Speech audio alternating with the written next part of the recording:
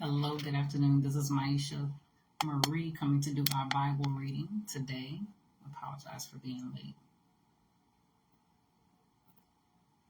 Hope you guys are doing well. Something funky happened. Not sure what. I'll find out afterwards.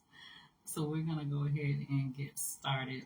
We're doing Matthew chapter 11 today, the New Living Translation.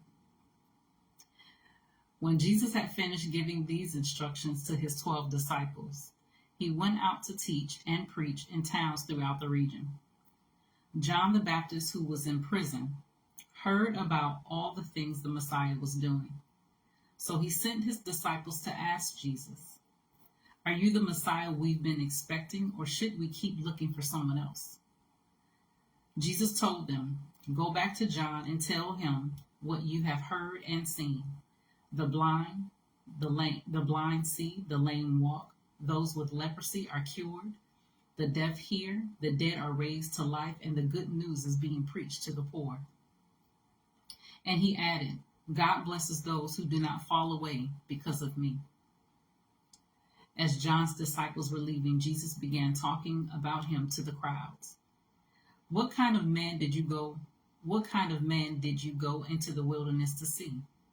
Was he a weak reed, swayed by every breath of wind? Or were you expecting to see a man dressed in expensive clothes? No, people with expensive clothes live in palaces. Were you looking for a prophet? Yes, and he is more than a prophet. John is the man to whom the scripture refer when they say, "Look, I am sending my messenger ahead of you, and he will prepare your way before you." I tell you the truth. Of all who have ever lived, none is greater than John the Baptist. Yet even the least person in the kingdom of heaven is greater than he is.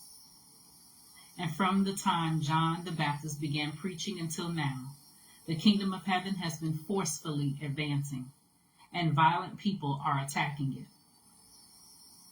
For before John came, all the prophets and the law of Moses looked forward to this present time. And if you are willing to accept what I say, he is Elijah, the one the prophets said would come. Anyone with ears to hear should listen and understand. To what can I compare this generation? It is like children playing a game in the public square. They complain to their friends, "We played wedding songs and you didn't dance. So we played funeral songs and you didn't mourn." For John didn't spend his time eating and drinking, and you say, "He's possessed by a demon." The Son of Man, on the other hand, feasts and drinks, and you say, "He's a glutton and a drunkard, and a friend of tax collectors and other sinners." But wisdom is shown to be right by its results. Then Jesus began to denounce the towns where he had done so many of his miracles, because they hadn't repented of their sins and turned to God. What sorrow awaits you, Chorazin and Bethsaida!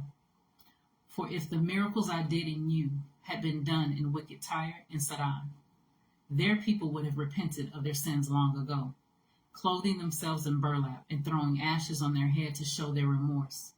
I tell you, Tyre and Sidon would be better off on Judgment Day than you. And you people of Capernaum, will you be honored in heaven? No, you will go down to the place of the dead. For if the miracles I did for you had been done in wicked Sodom, it would still be here today. I tell you, even Sodom will be better off on Judgment Day than you. At that time, Jesus prayed this prayer: "O Father, Lord of heaven and earth, thank you for hiding these things from those who think themselves wise and clever, and for revealing them to the childlike. Yes, Father, it pleased you to do it this way. My Father has entrusted everything to me. No one truly knows the Son except the Father, and no one truly knows the Father except the Son, and those to whom the Son chooses to reveal him."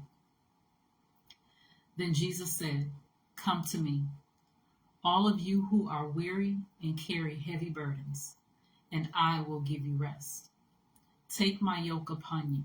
Let me teach you, because I am humble and gentle at heart, and you will find rest for your souls. For my yoke is easy to bear, and the burden I give you is light. Whew. That was Matthew chapter 11, the New Living Translation. I pray that the word was a blessing to you for those that chose to hear. And I pray that it draws you closer to God. And as you draw close to Him, He'll draw near to you and develop your relationship so you'll have a stronger and closer walk with the Lord and a fine-tuned ear to hear His voice. You guys take care and God bless.